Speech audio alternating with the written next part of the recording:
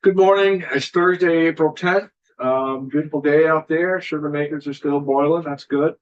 Supposed to warm up a little bit. We're going to spend some time this morning talking about pesticide feed disposal and report proposal. I've been hearing about this for about a month or so, and just had some conversations in the cafeteria in the hallway, and thought it'd be great to get the groups in and explain to us what they're trying to accomplish. So, who wants to lead off? I do. Okay, Yeah. Margaret, the floor is yours. Thank you. There you go.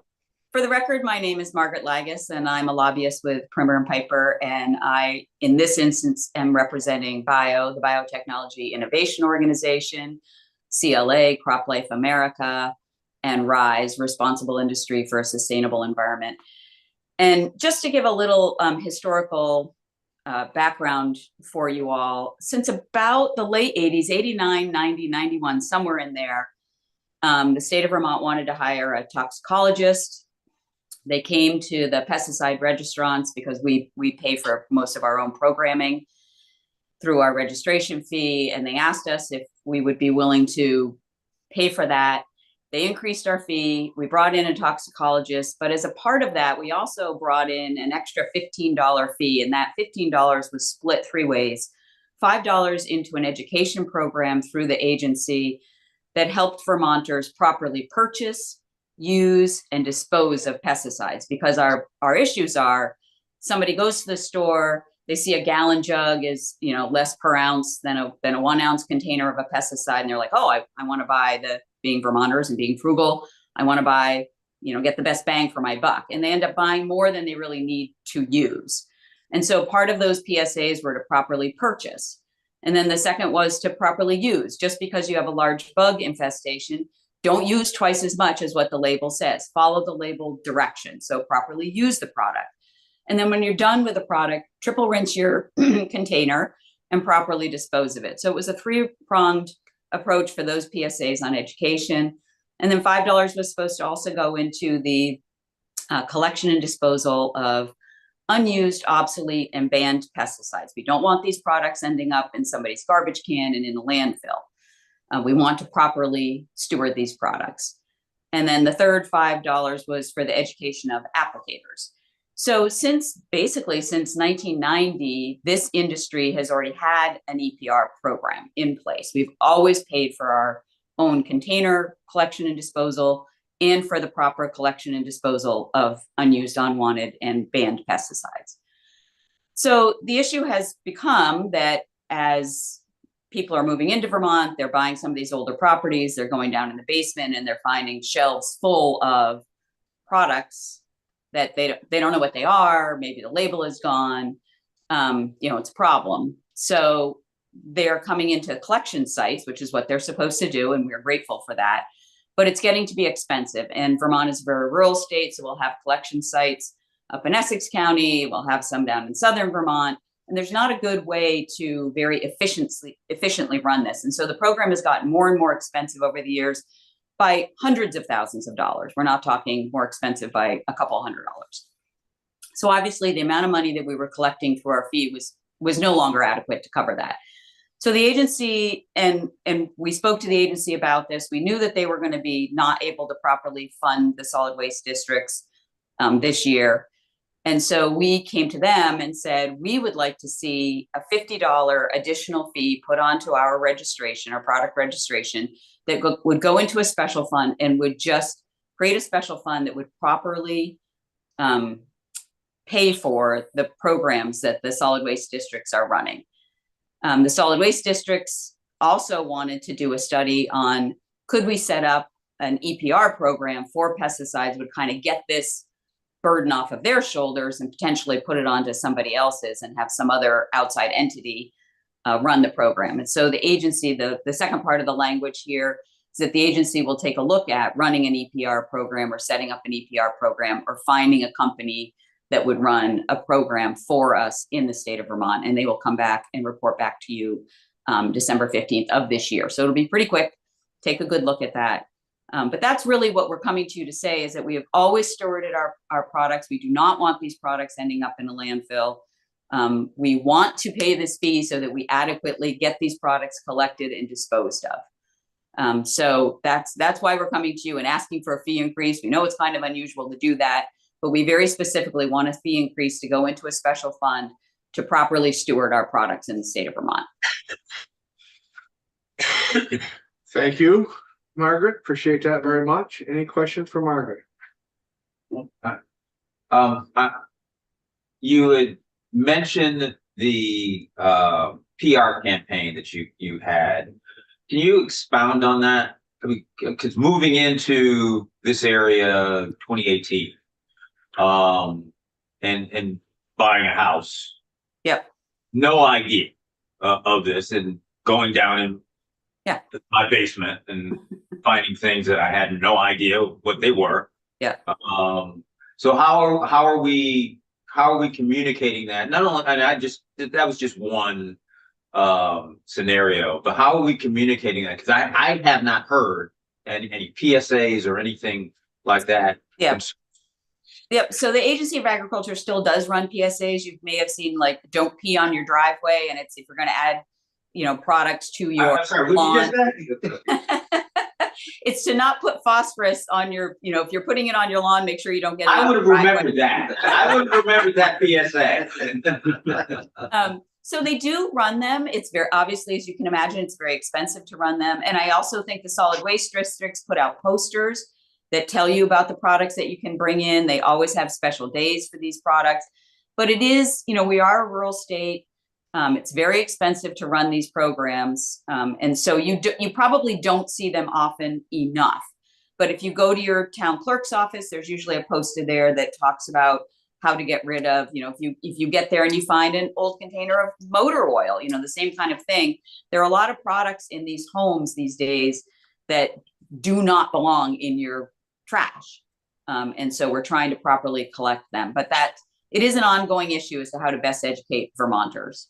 From the communication standpoint, can we find alternative ways, less expensive, i.e. social media? I would say like Front Porch Forum, some of those things might be really those types of, and also through, like I said, through real estate agents and things of that nature that could put this out as well. Just a thought, since absolutely. I think a big component of this would be communicating this to the general population. Yeah, I think if you've lived in Vermont for a long time, you're well aware of your solid waste districts because you eventually have a couch that you need to get rid of. You have, other things and therefore you kind of meet them and get to know them. But I do agree that if you're brand new here, you might not have a clue what to do with these kind of products or how to properly handle them. Sounds good. Any more for Margaret? Yep. So you want to go from 200 to 250? Is that basically? Yes. Anything else? No. Steve Doynell, would you like to, or who would like to go next? Okay, sounds good. Come on. Morning. Morning.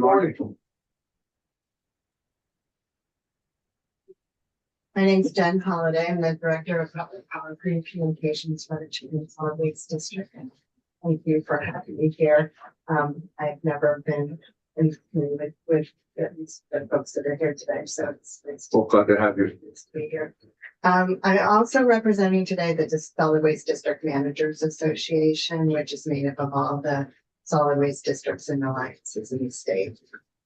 I'm going to give you just a little bit of background about solid waste districts and alliances and our requirements that might be helpful.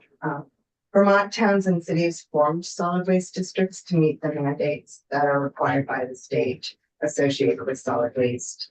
And one of those mandates, the primary mandate, is to write a solid waste implementation plan every 5 years and be approved by the state. And that plan, the objectives of the plan is to help achieve statewide goals. And those statewide goals are waste reduction, toxicity reduction, energy conservation, sustainable materials management, and reducing our reliance on solid waste disposal. So some towns, write the solid waste implementation plan on their own. But most of the municipalities joined together and formed regional solid waste districts or alliances. And solid waste districts have they're chartered municipalities, and alliances work under the municipal authority of their member towns.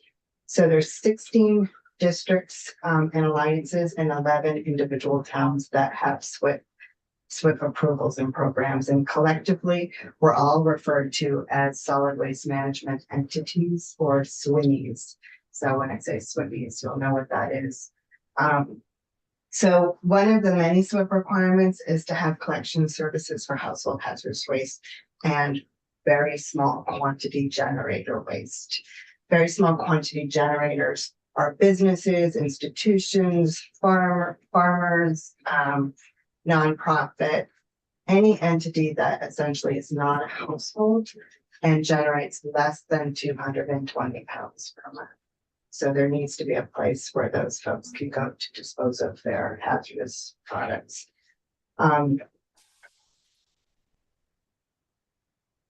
Collection of household hazardous waste and VSG waste is the most challenging aspect of the SWIP. We have people showing up at our facilities. So the requirement in the SWIP is to have at a minimum either a permanent collection facility or 2 collection events per year. And so people show up at our events or our facilities with things that you wouldn't expect would come out of households. We have people that bring home chemicals from work, and sometimes these chemicals can be highly explosive. We have products that haven't been made for decades, like DBT, that comes in.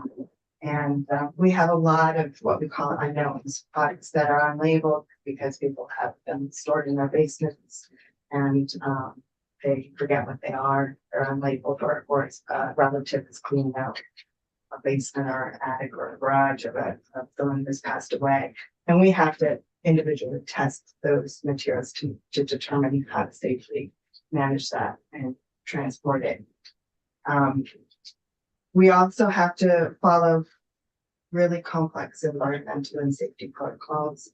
And the municipalities are also have long-term liability risk because they are signing off on manifests that hold them accountable for that material from cradle to grave.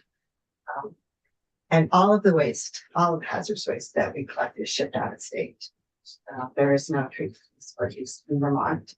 So some of the places it goes is as far away as Texas to be treated, either fuel blended, incinerated, or landfilled in a hazardous waste landfill. So as you can imagine, the program is very, very expensive. CSWD, Chittenden Solid Waste District, who I work for, we spend close to $1 million a year on hazardous waste collection and management through our permanent collection program. And the volumes of hazardous waste continue to rise, as do the costs. We have had cost increases of 45% in the last 10 years. We like to talk about things in terms of tons in the waste management field. So we do cost per ton for things, whether it's landfill disposal or what we're getting for commodities at the materials recovery facility. Hazardous waste cost us $3,061 per ton last year. And to put that some reference in that, solid waste, your regular trash going up to the Coventry landfill costs about $150 per ton. So it's a significant cost to manage hazardous waste, both in permanent facilities and events. Events they're required to hire a hazardous waste contractor to hold the event. And these costs have increased significantly over the past year because we don't have many contractors that want to come to Vermont and hold household hazardous waste collection programs. In Lamoille County, Lamoille Solid Waste District, they paid $75,000 last year just to hold their 2 events with 475 participants. That amounts to about $150 per participant is what that that the Lamont Solid Waste District had to pay to do that. So pesticides, make up about 10% of the materials that we manage through our household hazardous waste collection program. It's more for some areas like Addison County, less for Chittenden County, but somewhere around 10%. And it's important because pesticides are one of the most toxic waste streams that we manage. It's really important to keep these programs going and keep them out of the landfill, keep them out in the environment. Vermont Agency of Ag has been funding these programs for pesticide collection for about 25 years.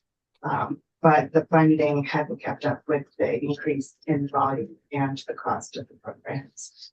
So today we receive that CSWD receives less than half of what it costs us to manage the pesticides in our program. So a little bit about EPR. I just wanted to, Margaret touched really briefly on it. Extended producer responsibility. I'm not sure how much you're aware of what that is, but it's been demonstrated to be a very highly effective tool in Vermont to provide sustainable funding for collection programs, particularly for materials that are hard to manage.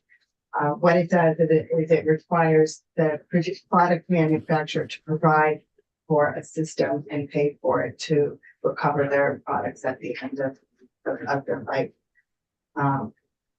And Vermont has EPR laws on paint, electronics, mercury-containing lights, mercury-containing thermostat, batteries, and most recently, law 2 years ago, household hazardous waste became a category that's fallen under extended producer responsibility, which includes things like bulk chemicals and solvents and cleaners, but doesn't include pesticides.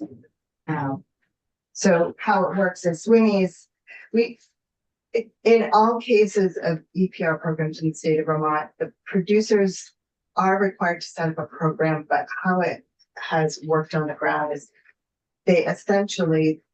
we are the program. Solid Waste Districts and Alliances are providing the service. In some cases, like paint, bulbs, batteries, retailers provide that service too. You can bring those products to retail locations.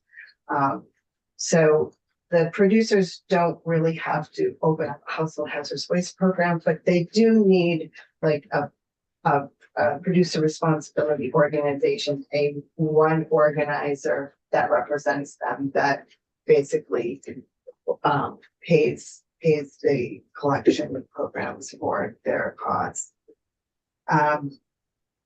So we're basically acting as a collection program, and Vermont is a national leader in extended producer responsibility. Not only the number of programs that we have are very high compared to most states. I think we're second in the nation in terms of the number of EPR programs that we have, but they've been incredibly effective. We have the highest collection rates for some of these products in the country and any other state. And the cost of the program, though, on the producers has not raised any costs for the consumer in the state, with the exception of paint that has an advanced disposal, has an advanced fee at the point of retail, but otherwise the consumer doesn't see any increased costs in the state of Vermont.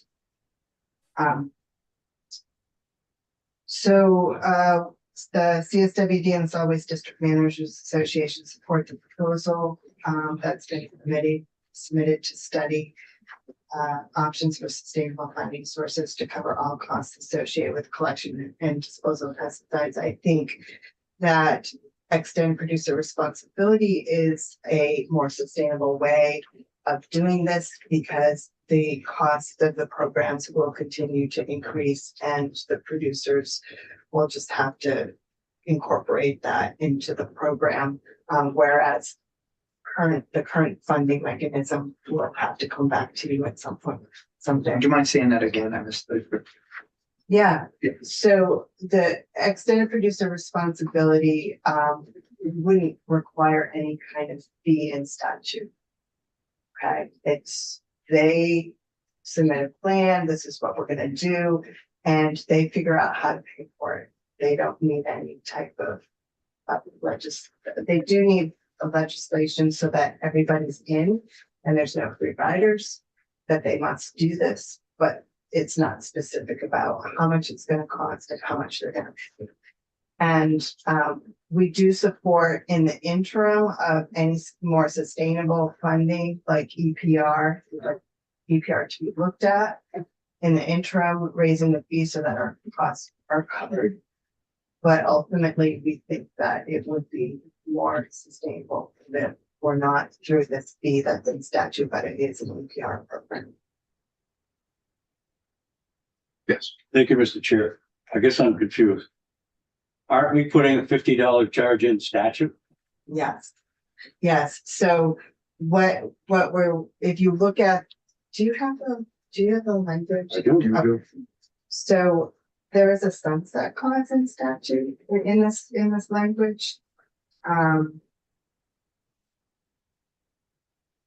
Well, there's a report due in December, but I don't see any sunset. Until such time as the extended professional responsibility isn't. It's part of it.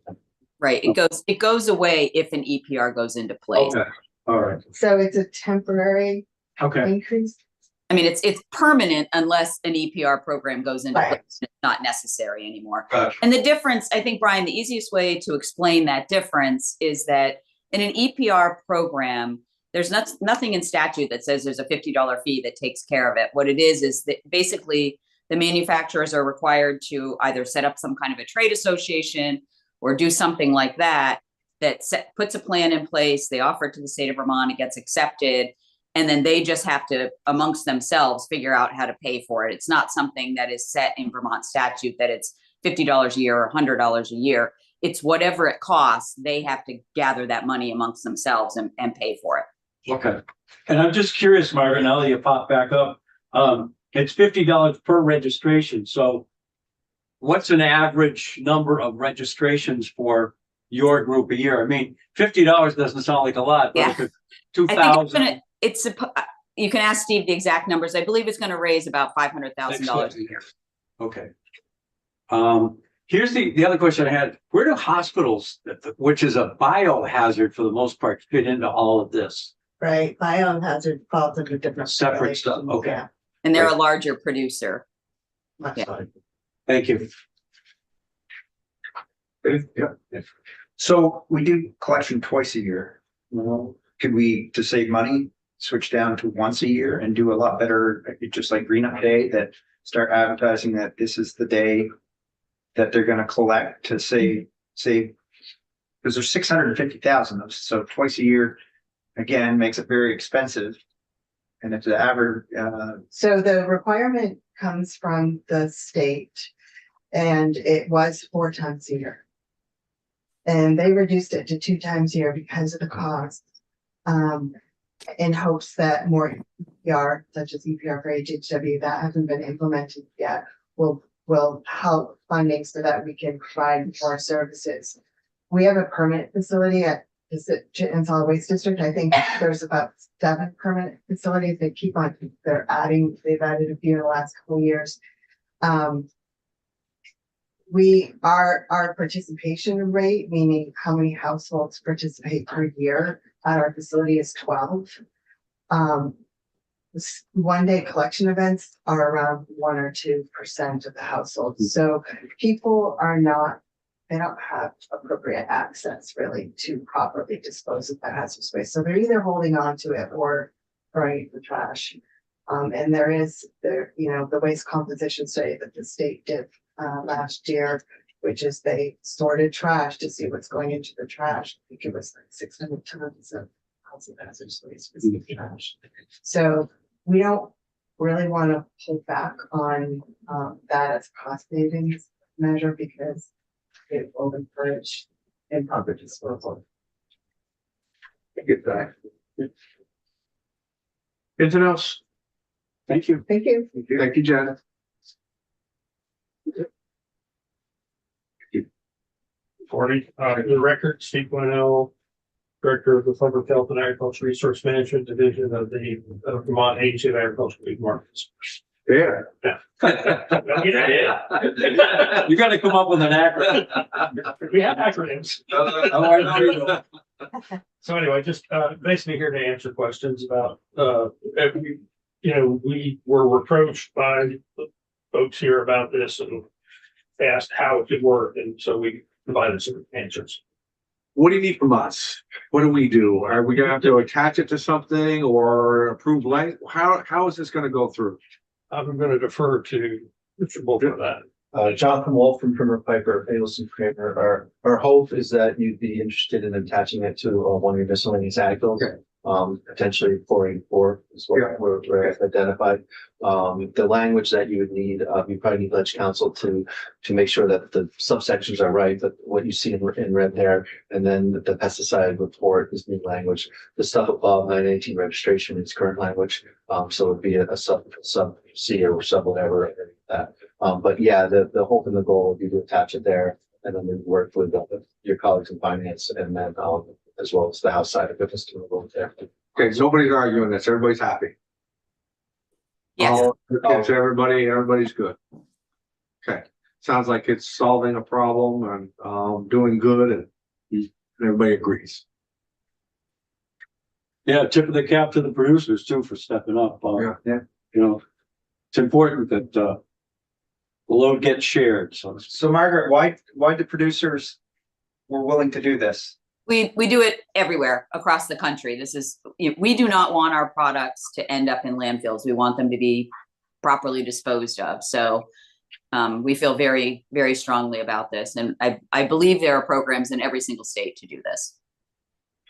And I'll just add that, you know, the swimmies came to us and we were talking and trying to find a solution to this, and talking to the agency, there will be, they don't have enough money in the budget to cover the disposal. So the $50 fee is what is to cover that, help fill their hole, so it doesn't fall back on the taxpayers on the back end. So it would have to fall back on the taxpayers on the back end. We might understand it. Well, I can imagine too, it's gonna help the producers as well, because I know I was in that business. We had people come into the businesses all the time wanting to dispose of that stuff and Exactly. putting it on the backs of them as well. So Yeah. I get that. You pay for it one way or you pay for it another, or it just Yeah. does it where it's not supposed to. And we don't want it dumped in the wrong place. You know, we absolutely want these things properly disposed of. And that's what happens. If you don't have a program and you don't have a way to get rid of a product that you no longer want to use, you're going to do something with it. And we want you to do the right thing with it. One just technical change on the language in there. I think Steve caught it. I don't know if you wanted to mention that, the per product. Yeah. The registration will pay an additional $50 per product registration. So. Okay. So it needs to be a per product. So just, we need to clean that up. Okay, well, we're gonna have Michael O'Grady in here later. We'll share this language with him, and we have, as now that you know that's how you want to do it, we have 484 being held out, so Yeah. we'll put language in there, and if anybody's got any questions or anything later, just let us know. I don't think that I don't have a problem with any. We don't have No. I If Stephanie could just give me an idea of how many registrations are there a year? Yeah, Stephanie Smith with the Vermont Agency of Agriculture. There are 12,000 approximately. Although I will note that the number has gone down. It's declining somewhat. Right. It was 11,700 or something. Yeah, It varies every. it varies every year and we collect registrations throughout the year. So currently we are a little more than 11,000, but we could see that go up before the end of the fiscal year. Okay, well, is everybody good? Everybody who wanted to speak, have a chance to speak? Sounds good. Well, thank you for coming in. Did you? I just wanted I to add, apologize. no, that's okay. You weren't looking my way. I just wanted to add that the best way to manage a pesticide is to know your pest. So that you know what you have in your storage, store it appropriately, buy the appropriate tool for the pest that you have, and then to use it in accordance with the label. And the labels do have disposal instructions, and frequently will say contact your local solid waste district. So review your labels. Well, good. Thank you very much. Thank you. Appreciate you coming in. Thank Good you. to see you, Margaret. Yes, Margaret. Thank you, Margaret. Bye. I'm not gonna. We got 11 o'clock. Usually Michael doesn't have any extra time, but maybe Linda can see where he's at. And see if he's, let's come early. If not, we can take a break. I'm sending it still great right now. Thank you. 11. Let's just see what Linda says and see if he's on his way or. I know. That's why I wanted to say what was that. And that's $550,000. Yeah. 11,000 times 50. So. Yeah. Well, I knew they've been talking to me for some time. And the first question I had with them when I met with them in the cafeteria is, okay, Yeah. I see everybody here, who's swinging at this? I said, nobody. They all just want to agree. I said, okay, that's where I go. Yeah. Okay, no problem. So let's break till 11 Okay. and go from there. Yeah. Sharon, Yes. we're gonna send Michael Brady the language with